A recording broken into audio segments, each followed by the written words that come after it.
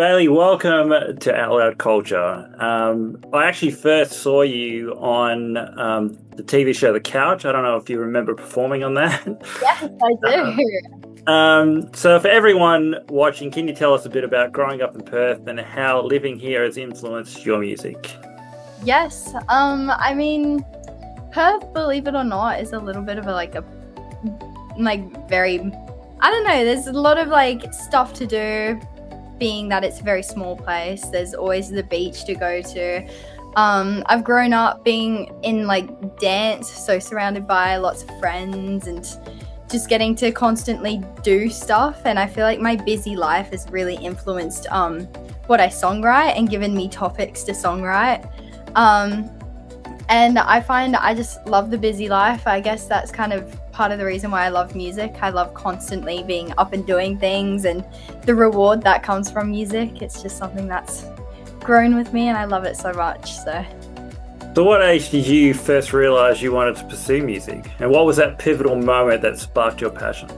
Yes, I first realized I wanted to pursue music. I was 11 years old and I was part of this giant mass choir. So I was part of my school choir, and there's this one event every year where all of the school choirs from every primary school come together, and then out of every school a few students are chosen as soloists to do solo lines, and I had been chosen for a solo line. And I remember singing my one solo line. It was right at the end of Fight Song, and ever since that moment, just the absolute high I got off of that, I came off, saw my parents and was like, that's what I want to do for the rest of my life. Do you remember how old you were when you wrote your first song? And do you actually remember what it was about? Yes, I do. I was 11 years old and I was at a songwriting workshop. And I don't fully remember what that one was about, but my first song that I wrote completely by myself, I actually filmed my own music video and uploaded it to YouTube, edited it all myself, made it all myself, and it was about dance. It was about dancing the night away and just dancing. That's what the song was about. Dance the night away. Dance the night away. So I go step by step. Everybody knows till the whole world sees I'm here, and I will take all I can get till the world gets rid of its fears. Such a pivotal moment.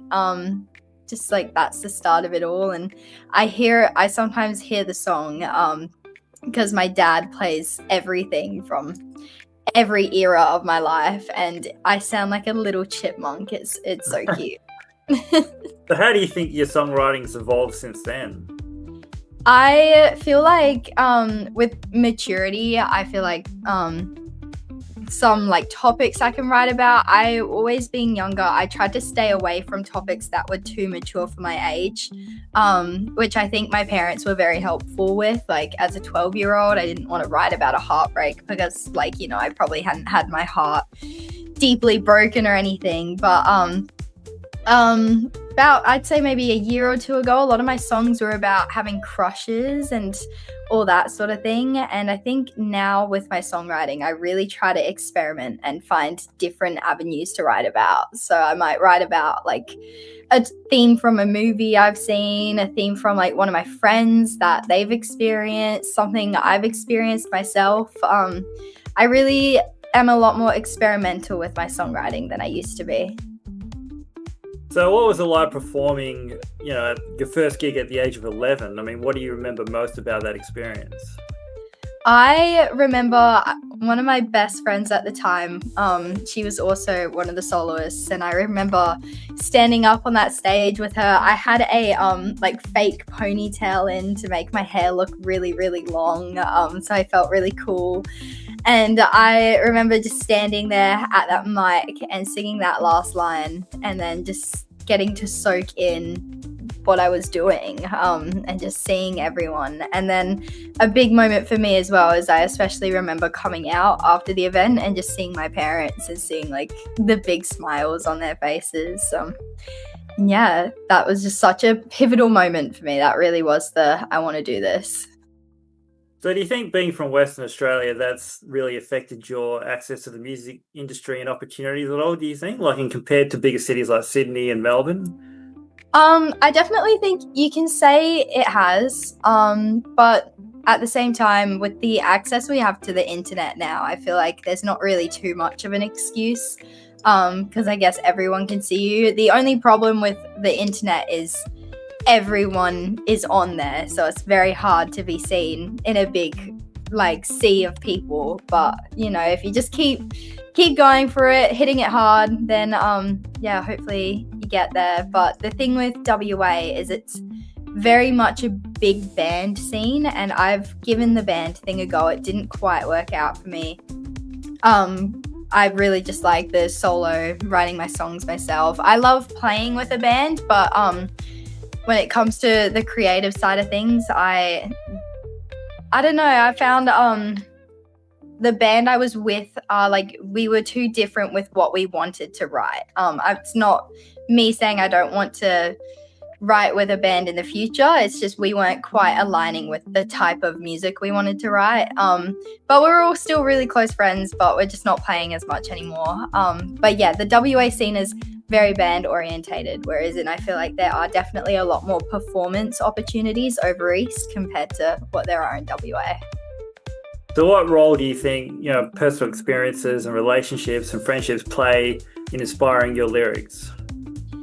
I feel it plays a huge role. A lot of my songs are actually based on my friends. I'll be doing a gig and I'll give them a little shout out. I'll be like, this one's for you or whatever. And never tore me down. You found me when I was lost in thoughts. You told me I was good enough. Always stood right by my side. You're a friend for life.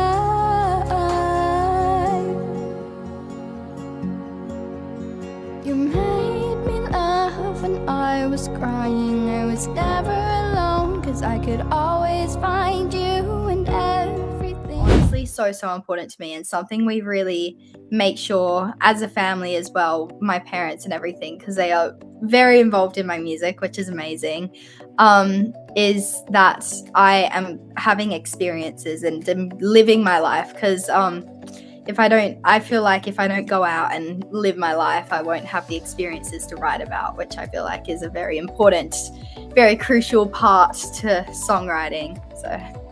So who are some of your biggest musical influences and how do you think they've shaped your sound? Yes, my biggest musical influence is Avril Lavigne, and I feel like that shows a little bit in the style of how I sing. I feel like vocally, my vocals are more on the like pop rock kind of side. Some of my songs I like to think have that little pop rock element, but I really like to experiment with my sound. I've released slower songs, faster songs, full pop tracks, all the stuff, really just trying to find my feet. But I grew up listening to Avril Lavigne and she's always been my favorite artist. And yeah, I feel like it's thanks to my dad. My dad's really into like dad rock, plus Avril Lavigne, and that's really probably inspired my music taste and what I like to see in my music. So if you could attend a concert of any artist, dead or alive, who would it be and why? Would it be Avril Lavigne? That's actually hard, because for me, Bon Jovi's another huge one, and I feel like seeing him in concert would be absolutely insane. But otherwise, yeah, probably Avril Lavigne, definitely. Yeah, I feel like there's so many options. It's so hard, but yeah, I'd have to go with Avril Lavigne just because of how much she's influenced me and my music. So walk us through your typical songwriting process. I mean, do you start at the lyrics, the melody, or something else? I honestly switch it up all the time. I usually will sit there with my guitar, play the same 4 chords again for the 50th time, and then I'll start writing some lyrics to go with that. It's not often I'll start writing lyrics without a theme. I like to have a theme that I'm trying to write about because I find it makes it a lot easier for me with the flow of the lyrics. But I've definitely had my moments where I've come up with a melody first, or I've come up with the lyrics first. But I find usually I do lyrics and melody at the same time as I'm strumming the guitar, but I'll always come up with the rhythm first on the guitar. Have you ever co-written a song with anyone? I have, actually. I co-wrote a song with my band. It's not released, but they wrote the musical parts and I wrote the song, like the lyrics. So I actually haven't co-wrote on lyrics before. I just really haven't properly had the opportunity. It's not that I don't want to. I just haven't really had the opportunity to, but it's definitely something I'd be open to and I'd love to give a go. So what do you think are the biggest challenges you faced, turning a personal story into a relatable song for your listeners? Biggest challenge? I like to challenge myself a lot. I'm trying to think. I wrote this one song that I usually, with songs, I find they usually will come to me I'll at least get the song together within a half an hour to an hour, and then I'll go back and edit it through. But my song that probably took a little while is I released a song called Take It In, and it's a bit of an old one actually, but that one.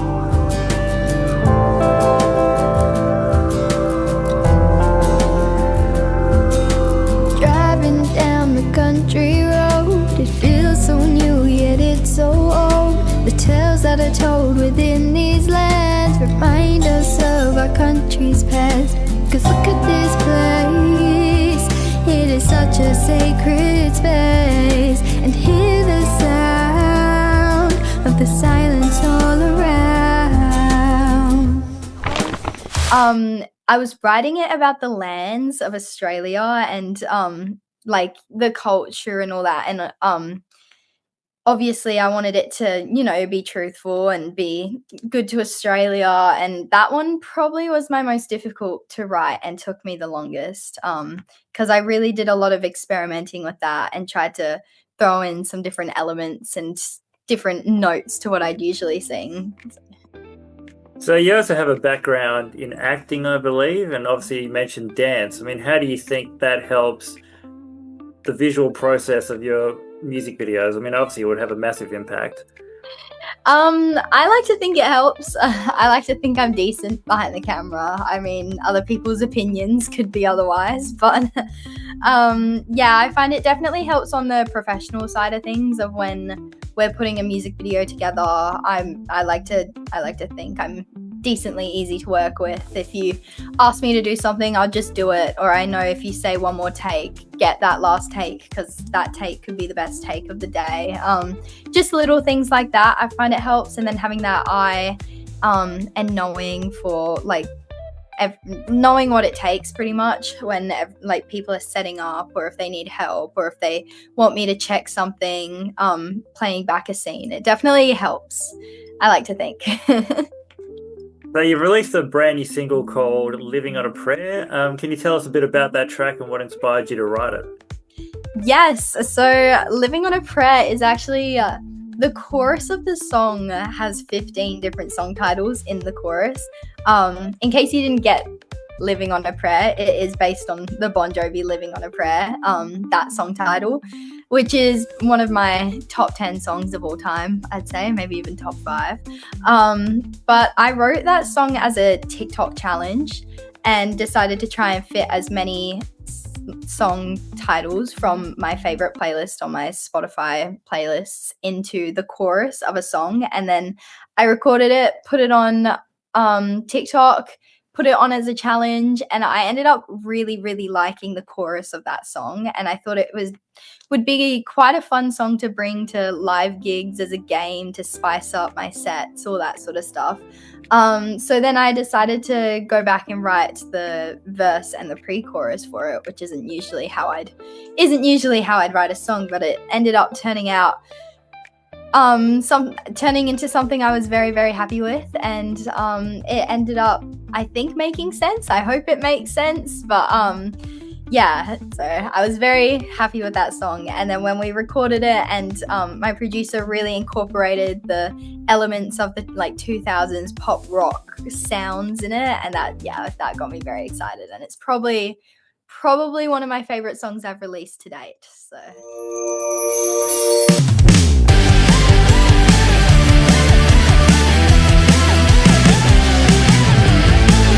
I already know everything about you. Do you even know anything about me? Well, you wouldn't if you just took a moment to look around instead of only at the girl who's clearly not interested. I don't get it. Every time I talk to you, you ask me how she's going, and maybe I could move on, but when I do, your favorite songs play. Welcome to my life, I write sins, not tragedies, on the boulevard of broken dreams. I'm just a kid, I have a crush, and Scotty doesn't know that I should be his girlfriend, so I just move along with What's the biggest crowd you've played for, and how did it feel performing for that crowd? the biggest crowd I've played for, I'm trying to think. It was I was quite young at this one actually, and I was performing it was in my early days. I'm trying to think of exactly how many people. Maybe about 10,000 people, which is crazy. It was an organized event, and I got asked to play at it, so I ended up playing at it. 15,000, my mom has come out to tell me. And yeah, I ended up performing in front of all of them. One of my original songs again, called Maybe I'd Be. I remember I was in like a little blue sparkly dress because I love my sparkles.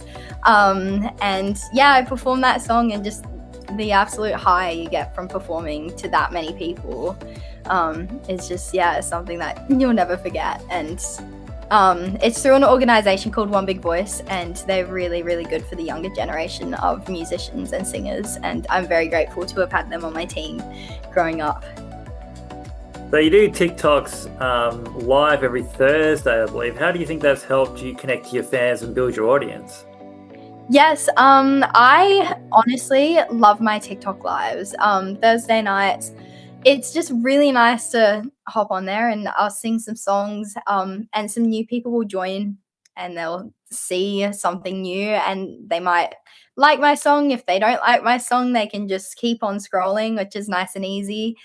But the amount of new people I have found that really resonate with my songwriting, as well as my enjoying my voice, for me, it's really about the lyrics and the songwriting side of things, and the amount of people who have followed along and started regularly joining me on Thursday nights is just really amazing to see. And it's really nice because obviously I'm so isolated here in WA, in Perth, that it's hard to see that and feel that connection and results sometimes, as much as you can see numbers when you have people actually on the live with you telling you how much they love your song or they're happy to be back for another week. It really just, it's a different kind of feeling to seeing maybe 10, 20 new followers, if that makes sense.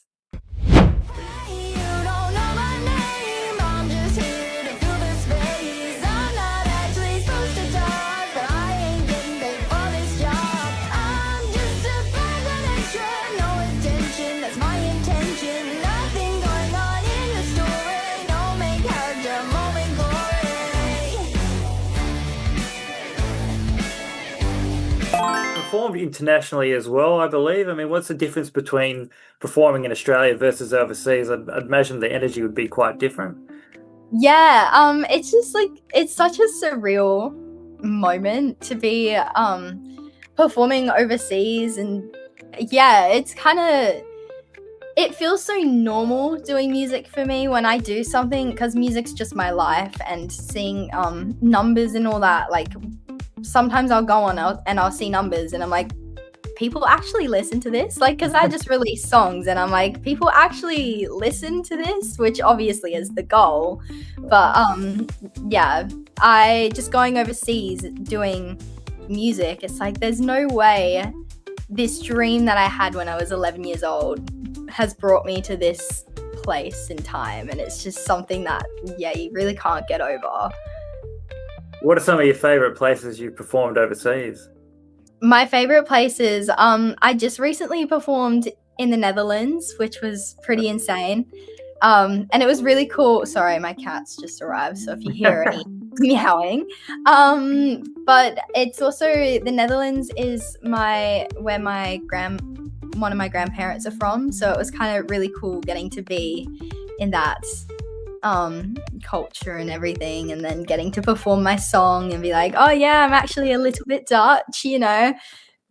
But no, it was really surreal. And just also I had so many like Facebook friends or friends from online who also do music that I got to meet and see, and it was just such a standout moment to me getting to perform. So as an independent artist, what do you think has been your biggest challenge releasing your music? The biggest challenge is the grind of it. It is a grind. Recording, releasing music, having to do the social media. It's a ride you've definitely got to be all in for. And I like to help out other people a lot of the time, and you see a lot of people going into it thinking, cool, I'm gonna release one song and be famous, and it's not.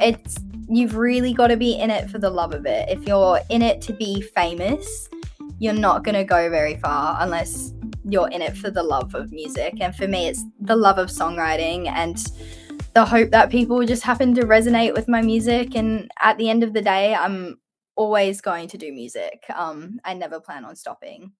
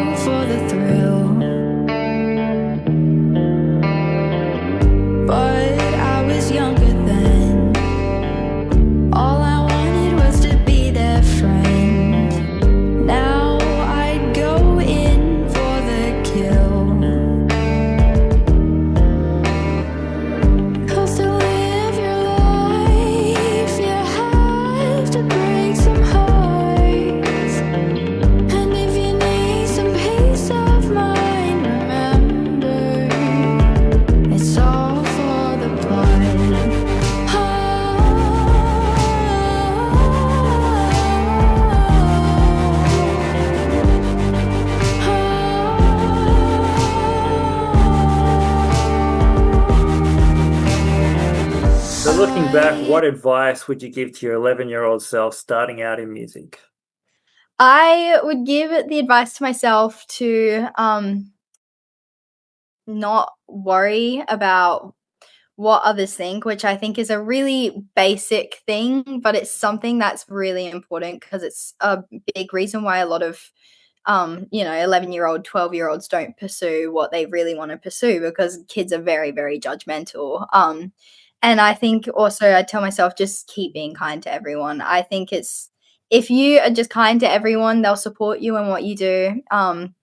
Kindness is key. And if someone tries to down you, just don't respond to them.